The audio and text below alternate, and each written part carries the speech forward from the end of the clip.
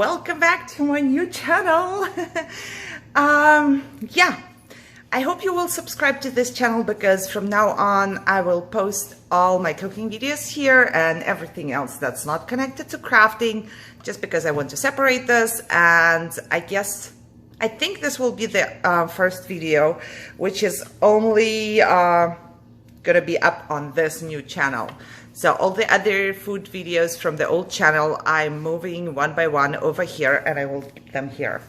So, however, today I would like to make some spare ribs.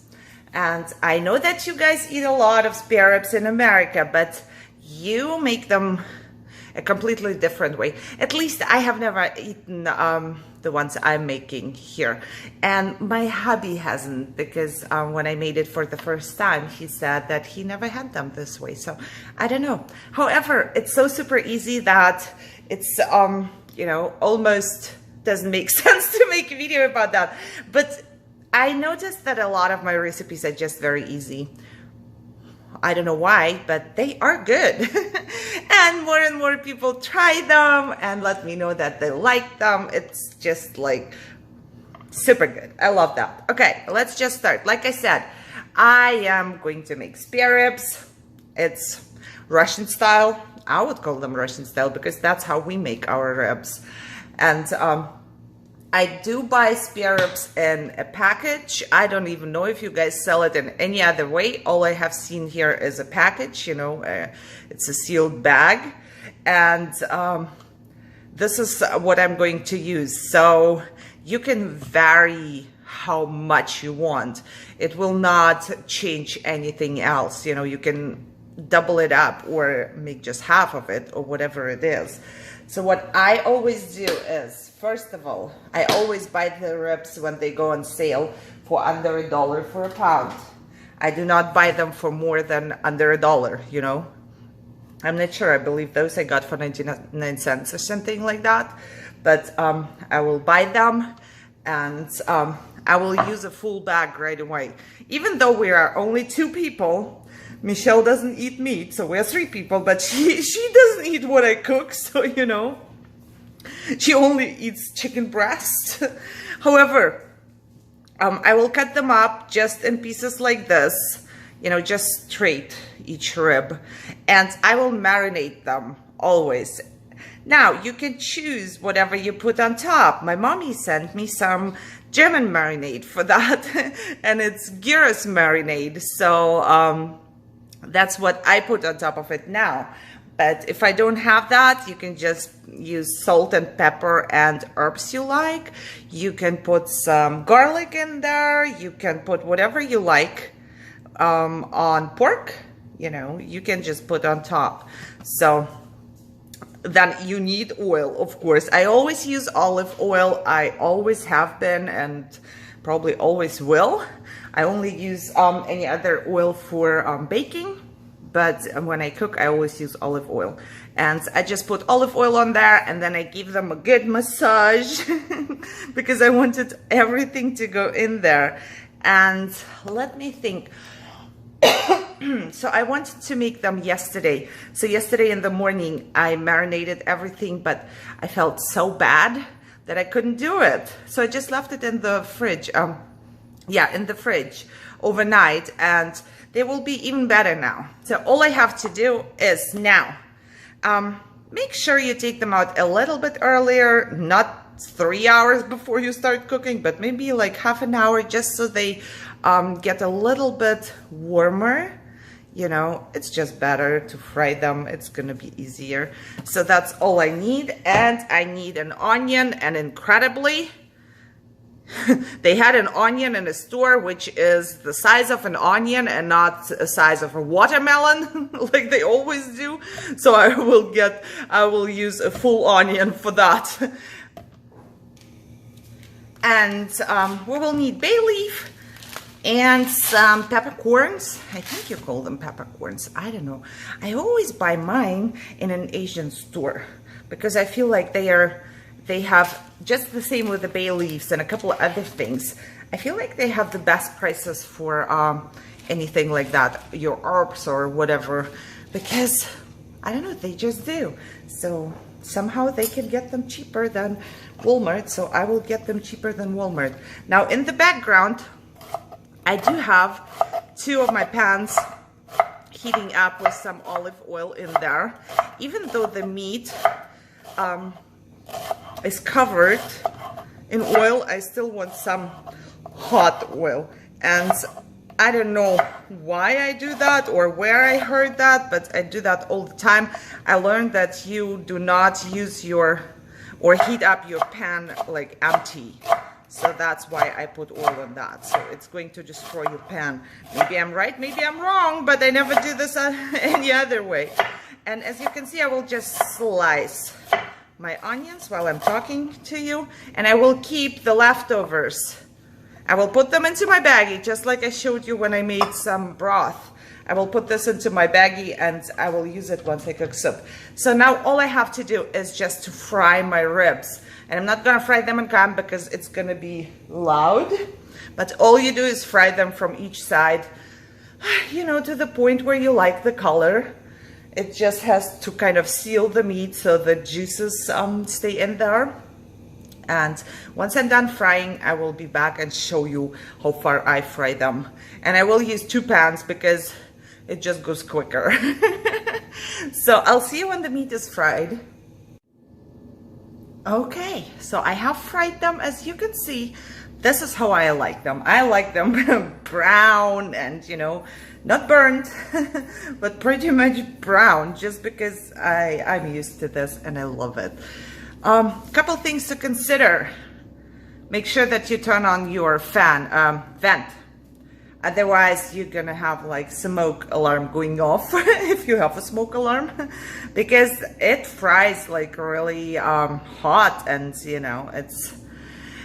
The second thing is, if you don't like to clean your kitchen, maybe you won't do this, because when I fry them, it's like oil all over. I have to clean. So, and the third thing is, when you fry them, have some patience.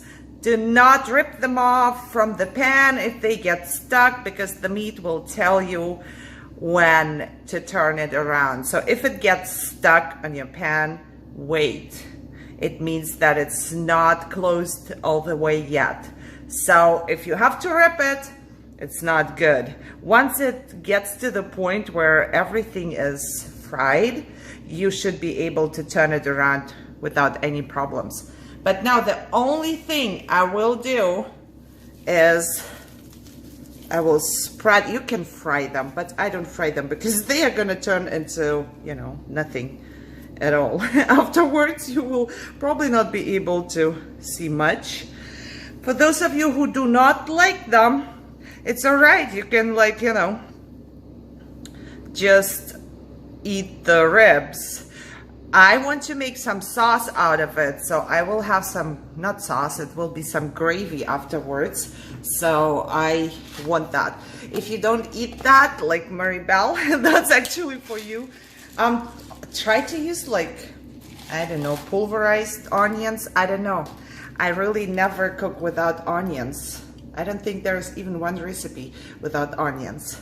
So I'm putting some peppercorns into that. Just whatever you like, probably like 10 or something. And I will also stick to bay leaves in there.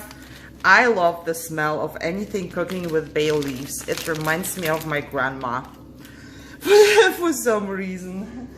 And now I do have a pan where I fried the meat, and I'm going to just put around 1 cup of water in the same pan while it's hot, because I want all of the goodies, you know, on the bottom to be there.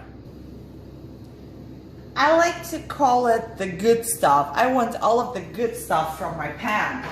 Now, if something burned in your pan, you might want to reconsider, because you don't want burnt stuff in your meat. But nothing burned in my pan, so I'm just putting like a cup. It was like a cup of water. If you don't want to do that, you can just, you know, take your cup of water and put that in there. That's fine. I always think that, you know, all the meat, good good meat stuff is in this fluid. Okay, and now I just want to make sure how much there is. I will just put one more cup of water right on top because it does not look too good. Does not look right to me. So I'll just take another cup.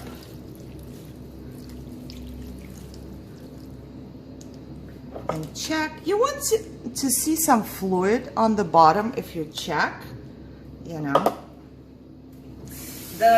Everything will give more fluid, but it depends on how many ribs you got. So I have 3 cups now, and you see that this is like almost full. So I'm not sure how big my crock pot is, but it's a big crock pot. So this goes into my crock pot, lid on top, and it's gonna be 4 hours high for me.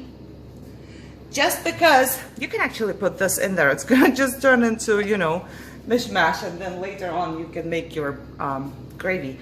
But just because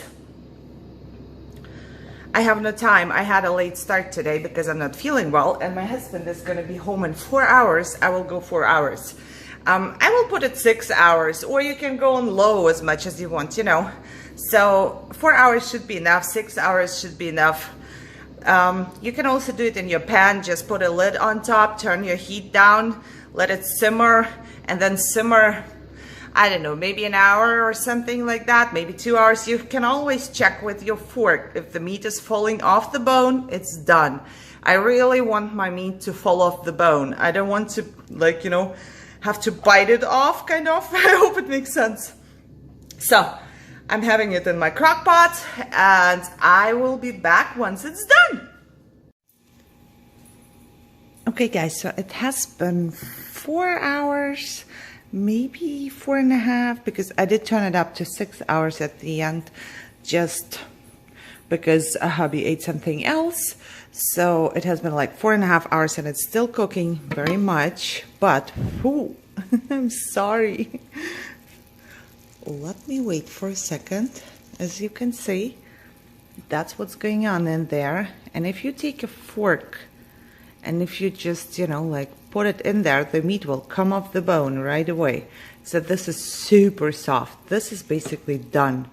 And after 2 hours, I did put more water into that just to cover the meat, and everything else is just juices from the meat.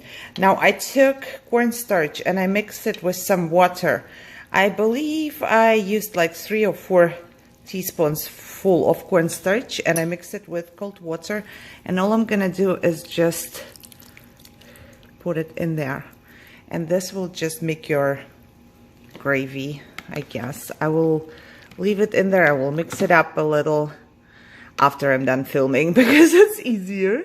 I will just mix it up a little, and I will let it boil for maybe 10 more minutes, maybe 15. You will see when the fluid starts to thicken, that's when your gravy is done. If you don't want to do it this way, you can totally take out all of the ribs and then have your sauce or the fluid go through a strainer so there is no onions or anything in your gravy, and then you put it into a pot and do it there with the cornstarch. A good idea as well, but because we don't care, we don't mind, I will just put it in here, and you know, I save myself time. So I will let it simmer for like 10 or 15 more minutes, and then I will show you on a plate. Okay, all done on the plate. I went ahead and I peeled and boiled some potatoes for me, and I just mashed them up with a little bit of milk, no butter, yeah, because there's enough fat in my gravy, you know. So if there is no butter in the potatoes, I can eat the fat in the gravy, I guess. And this, my friends, is how I like my ribs to be. I like them to fall apart. I like them to be soft. I don't like to, you know, bite them off. I need them to be like that, and I love it, and this is exactly how we would eat it. If you don't like them that soft, then just don't cook them for that long, but this is what I do. As you can see, I got gravy right there, And if you put more of your cornstarch in there, it's gonna be like more like jelly, but I don't like it very much like jelly. This is enough. It's good. It smells good. And now it's dinner time. So if you like this one, give me a thumbs up, share, subscribe, watch my videos, help me out with my watch time on YouTube. That would be greatly appreciated. And I love, love, love, love, love people trying out my recipes. Makes me happy, so thank you for that. And I would say, I go eat, and you enjoy your day. See you in my next video. Bye-bye.